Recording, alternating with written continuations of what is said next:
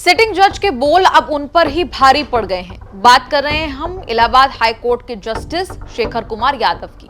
जजों के बाहरी फंक्शन में जाने को लेकर विवाद होते रहे हैं। कोई भी जज कभी भी अपने डोमेन से बाहर की बात करता है तो वो अपने आप ही स्क्रूटनी में आ जाता है। इलाहाबाद हाई कोर्ट के जस्टिस शेखर कुमार यादव के साथ भी ऐसा ही हुआ। मामले में सुप्रीम कोर्ट की एंट्री अब हो गई है। रविवार यानी 8 दिसंबर 2024 को वीएचपी विश्व हिंदू परिषद के लीगल सेल के कार्यक्रम में वो पहुंचे वहां एक से बढ़कर एक विवादित बयान दे दिए। कभी मुसलमानों पर बोलने लगे तो कभी उनके तौर तरीकों पर बयान देते हुए जिन शब्दों का इस्तेमाल किया उसके साथ ये भी बोलते रहे कि ये शब्द गलत है, लेकिन मुझे कहने में कोई संकोच नहीं। मतलब ये कि उन्हें इस बात का ज्ञात था कि वो ऐसी भाषा बोल रहे हैं जिस पर आपत्ति उठ सकती है, लेकिन वो बोलते चले गए। सोशल मीडिया पर उनके बयान घूमते नजर आए। कभी मुसलमानों के लिए कठमुल्ला शब्द का इस्तेमाल किया। लेकिन जो कठमुल्ला है, जिसे कह लीजिए आप, शब्द गलत है, लेकिन कहने में गुरेज नहीं है, क्योंकि वो देश के लिए घातक हैं, बिगाड़ने वाले लोग हैं, जनता को बरगलाने वाले लोग हैं, देश आगे न बढ़े इस प्रकार के लोग हैं।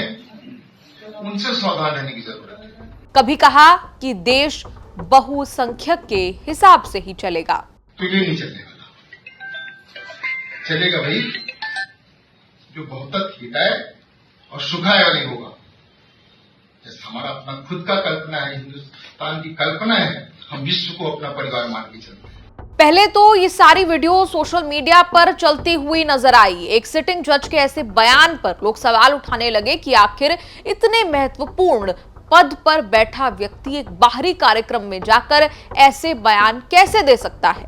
अखबारों में भी इलाहाबाद हाई कोर्ट के जस्टिस शेखर यादव की खबर चली तो सुप्रीम कोर्ट ने तुरंत संज्ञान लिया, नोट लिया। कोर्ट ने तो इलाहाबाद हाई कोर्ट से मामले की जानकारी, सारी डिटेल्स वगैरह सब कुछ मांग लिया। सुप्रीम कोर्ट द्वारा इशू की गई एक स्टेटमेंट में कहा गया कि हाई कोर्ट से डिटेल्स और पर्टिकुलर्स मांग लिए गए हैं और ये मामला अभी विचाराधीन है।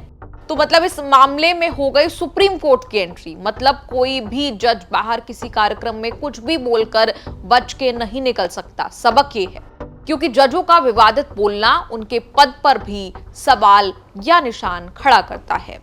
जज साहब के बयान पर सब तरफ से पार्टियों ने आपत्ति दर्ज की। राज्यसभा सांसद और वकील कपिल सिब्बल ने तो जज के खिलाफ महाभियोग प्रस्ताव लाने की तैयारी कर ली है। कहा कि ऐसे बयान देने वाले जज की नियुक्ति होती कैसे है।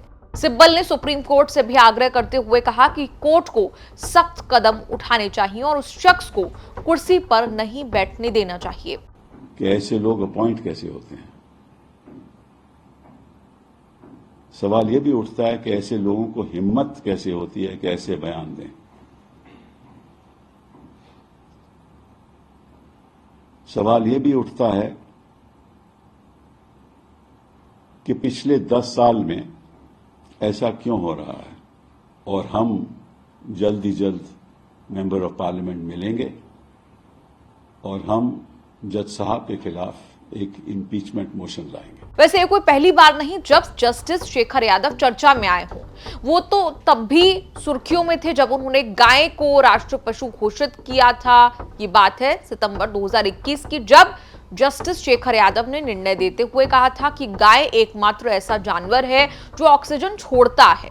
जस्टिस यादव ने संसद से गाय को राष्ट्रीय पशु बनाने और गौरक्षा को हिंदुओं का मौलिक अधिकार घोषित करने का भी आह्वान किया था। ये बात उन्होंने उत्तर प्रदेश गौ हत्या अधिनियम के तहत गायों की चोरी और तस्करी के आरोपी एक व्यक्ति की जमानत याचिका खारिज करते हुए कही थी। काम की बात करें तो जस्टिस शेखर यादव ने 1988 में इलाहाबाद यूनिवर्सिटी से लॉ में ग्रेजुएट करके 90 में वो वकील के तौर पर अपने आप को रजिस्टर कराया।